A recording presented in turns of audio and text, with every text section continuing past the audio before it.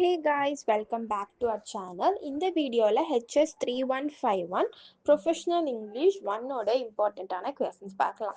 So நீங்கள் ஏற்கனவே question மாடலாக பார்த்துருப்பீங்க. ஃபர்ஸ்ட் பார்ட் பியில் வந்து ஒரு 5 கொஸ்டின்ஸ் தான் கேட்பாங்க. ஒரு கொஸ்டினுக்கு 16 மார்க்ஸ். ஸோ 16 into 5 80 இதிலே வந்துடும். அண்ட் தென் பார்ட் ஏல வந்து 10 கொஸ்டின்ஸ் கேட்பாங்க. ஒரு கொஸ்டினுக்கு வந்து 2 மார்க்ஸ். ஸோ அதில் 20. ஸோ 80 + 20 100 மார்க்ஸ் வந்துடும். ஸோ ஃபர்ஸ்ட் நீங்கள் பார்ட் பிக்கு நல்லா ஃபோக்கஸ் பண்ணி படிங்க. அண்ட் தென் பார்ட் ஏக்கு வாங்க. பார்ட் பியில் பார்த்துடலாம். First one is comprehension. So comprehension எப்படி எழுதுனீங்கன்னா, நீங்கள் ஒரு பேராகிராஃப்க்கும் நீங்கள் டைம் ஸ்பெண்ட் பண்ணி படிக்காதீங்க. பிகாஸ் உங்களுக்கே தெரியும் டைம் மேனேஜ்மெண்ட் வந்து இங்கிலீஷ் பேப்பரில் வந்து ரொம்ப ரொம்ப முக்கியமான ஒரு விஷயம். ஸோ அதனால் நீங்கள் என்ன பண்ணுறீங்கன்னா, லைக் உங்களுக்கே தெரியும் கொஸ்டின் பார்த்துட்டு அந்த கொஸ்டின் பேராகிராஃபில் எங்கே இருக்குன்னு தேடுங்க.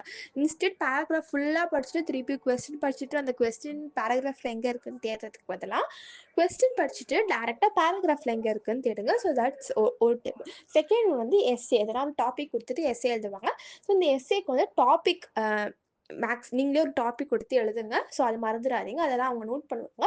ப்ளஸ் அந்த எஸ்ஏ முடிஞ்சதுக்கப்புறம் நீங்களே மாரல் அப்படின்னு போட்டு இந்த எஸ்ஏலேருந்து நீங்கள் என்ன சொல்ல வரீங்களோ நீங்கள் எழுதிடுங்க. ஸோ இதெல்லாம் ஒரு குட்டி குட்டி இது பண்ணணும் அப்படின்ட்டு இல்லை. ஸோ இது வந்து கொஞ்சம் அவங்களுக்கு ஏன்னா அதாவது கரெக்ஷன் பண்ணுறவங்களுக்கு வந்து கொஞ்சம் நீங்கள் நல்லா படிச்சிருக்கீங்க அப்படின்றது வந்து கொஞ்சம் தூக்கி காமிக்கும். ஸோ அதனால் இது குட்டி குட்டி டிப்ஸ். தேர்ட் ஒன் வந்து லெட்டர் ரைட்டிங். ஸோ லெட்டர் ரைட்டிங்கில் உங்களுக்கு தெரியும் ஃபார்மல் எப்படி எழுதணும், இன்ஃபார்மல் லெட்டர் எப்படி எழுதணும்னு. ஸோ நீங்கள் ஃப்ரெண்டுக்கு எழுதணுமா இல்லை அஃபிஷியல்ஸ்க்கு எழுதணுமா நீங்கள் அதை பார்த்து எழுதுங்க. ஃபோர்த் ஒன் வந்து இமெயில் ரைட்டிங். இமெயில் ரைட்டிங் எழுதும் போது அதோட ஃபார்மேட் என்னன்னு பார்த்துக்கோங்க. மெயில் ஐடி எங்கெல்லாம் மென்ஷன் பண்ணணும் அப்படின்ட்டு பார்த்துக்கோங்க. ஸோ அதுபடி எழுதுங்க. And then instructions. எதனா ஒரு இன்ஸ்ட்ரக்ஷன்ஸ் மாதிரி சொல்லுவாங்க. ஸோ அது வந்து நீங்கள் எழுதுகிற மாதிரி இருக்கும். லைக் ஒரு 8 to 10 பாயிண்ட்ஸ் வரைக்கும் எழுதுகிற மாதிரி இருக்கும். இதுக்கும் டாபிக் ரொம்ப ரொம்ப முக்கியம். ஸோ இந்த டாபிக் எழுதிட்டு அண்ட் தென் நீங்களே ஒரு டாபிக் கொடுத்துட்டு அண்ட் தென் அதுக்கு ஒரு 10 இன்ஸ்ட்ரக்ஷன்ஸ் அவங்க சொல்கிற மாதிரி ஒரு இன்ஸ்ட்ரக்ஷன்ஸ் எழுதலாம். அண்ட் தென் சிக்ஸ்த் வந்து report on field trip IV survey. So report எப்படி எழுதணும்னு அதோட ஃபார்மேட் பார்த்துட்டு எழுதுங்க. இல்லை நீங்கள் ஓன் வேர்ட்ஸில் எழுதுறது தான். செவன்த் வந்து நோட்ஸ் மேக்கிங். நீங்கள் ஸ்கூல்லேருந்தே பார்த்துட்டு வந்திருப்பீங்க. எப்படி ஒரு பேராகிராஃபை வந்து சுருக்கி எழுதுறது தான் நோட்ஸ் மேக்கிங் ஷார்ட் ஃபார்மாக. ஸோ இதை நீங்கள் அதோட மெத்தட்ஸ்லாம் பார்த்துட்டு எழுதுங்க. அண்ட் தென் எயித் வந்து paragraph writing using pie chart and graph. அதாவது ஒரு பை சார்ட் கொடுத்துருவாங்க, இல்லைனா ஒரு கிராஃப் கொடுத்துருவாங்க. ஸோ இந்த பை சார்ட் வச்சு நீங்கள் வந்து ஒரு பேராகிராஃப் எழுதணும். ஸோ அதாவது ஃபார் எக்ஸாம்பிள் இந்தியாவில் 50% பாப்புலேஷன் இருக்குது, அண்ட் தென் அமெரிக்காவில் இவ்வளோ இருக்குது, சைனாவில் இவ்வளோ இருக்குது அப்படின்னு ஒரு பை சார்ட்டில் டிஸ்கிரைப் பண்ணிவிடுவாங்க. அதை வந்து நீங்கள் ஒரு பேராகிராஃபாக எலாபரேட் பண்ணி எழுதணும். ஸோ இதுக்கும் நீங்கள் முடிஞ்ச அளவுக்கு ஒரு சைடு ஹெட்டிங்ஸ் அதாவது மெயின் ஹெட்டிங் கொடுத்துட்டு அதுக்கப்புறம் நீங்கள் எழுதுனீங்கன்னா அது வந்து உங்களுக்கு வெரி மச் மார்க்ஸ் வந்து பூஸ்டப் பண்ணுறதுக்கு வெரி மச் யூஸ்ஃபுல்லாக இருக்கும். அதாவது 9th ஒன் வந்து product and process description. So இது வந்து ப்ராடக்ட் அண்ட் ப்ராசஸ் எப்படி டிஸ்கிரிப்ஷன், அதாவது லைக் ஒரு ப்ராடக்ட் ப்ராசஸ் டிஸ்கிரிப்ஷன் கொடுத்துருப்பாங்க, அது பற்றி நீங்கள் எழுதுகிற மாதிரி இருக்கும். ஸோ நான் இந்த சொன்ன டிப்ஸை ஃபாலோ பண்ணி நீங்கள் இந்த பார்ட் பியில் கேட்குற ஒரு 5 கொஸ்டின்ஸ் எழுதினாலே போதும். மேக்ஸிமம் ஒரு கொஸ்டினுக்கு உங்களுக்கு 13 to 14 மார்க்ஸ் வரைக்கும் வருமே.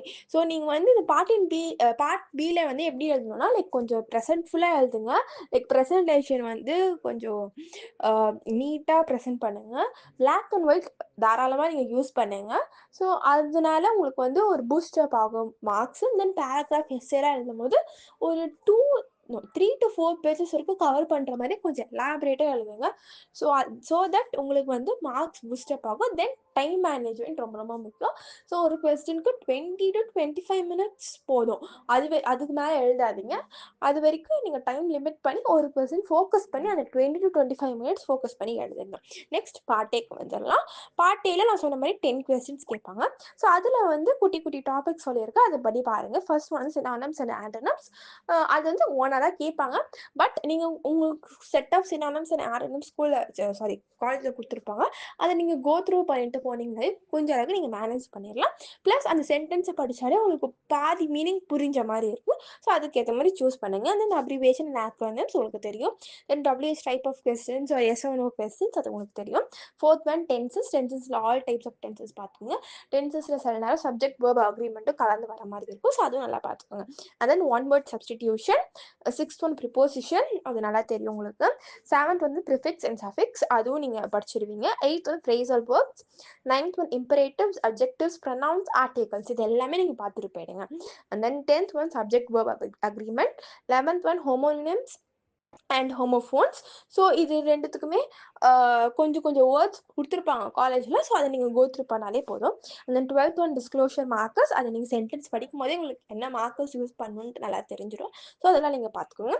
13th one degree of comparison, அதுவும் உங்களுக்கு சென்டென்ஸ் வாசிச்சாலே தெரியும் எந்த டிகிரி யூஸ் பண்ணணும் அண்ட் அதுக்கு முன்னாடி என்ன வேர்ட்ஸ் யூஸ் பண்ணணுன்ட்டு, பெஸ்ட்டு யூஸ் பண்ணணுமா இல்லை மோஸ்ட் யூஸ் பண்ணணுமா, அதெல்லாம் நீங்கள் படிக்கும் போதே தெரிஞ்சிடும். தென் காஸ் அண்ட் எஃபெக்ட் ரிலேஷன்ஷிப், அதை நீங்கள் நல்லா பார்த்துட்டு போயிடுங்க. அண்ட் தென் 15th வந்து பஞ்சுவேஷன். ஸோ இதில் வந்து நீங்கள் மேக்ஸிமம் நீங்கள் இந்த நான் சொன்ன டாபிக்ஸ்லாம் கோத்ரூ பண்ணிங்கனாலே you can get 20 marks, 18 to 20 marks தாராளமாக வரும். ஸோ தட் நீங்கள் இந்த இங்கிலீஷ் வந்து ஈஸியான பேப்பர் தான். ஸோ நீங்கள் கொஞ்சம் ஃபோக்கஸ் பண்ணி எழுதணும். படிக்கிறது மேட்ரு இல்லை, படித்ததை நீங்கள் ப்ரெசென்ட் பண்ணுறது தான் இதில் மேட்ரு. ஸோ ப்ரெசன்டேஷன் தான் இங்கிலீஷை பொறுத்த வரைக்கும் வெரி வெரி இம்பார்ட்டண்ட் தேன் கண்டென்ட். ப்ரெசன்டேஷன் ரொம்ப ரொம்ப இம்பார்ட்டன்ட். ஸோ இது நீங்கள் நல்லா எழுதுங்க. All the best. எக்ஸாம் நல்லா பண்ணுங்க. வேறு எதனா வீடியோஸ் இருந்தால் கமெண்ட் செக்ஷனில் போடுங்க. WhatsApp and community link, Telegram community லிங்க்ல மறக்காமல் ஜாயின் பண்ணிவிடுங்க. All the best.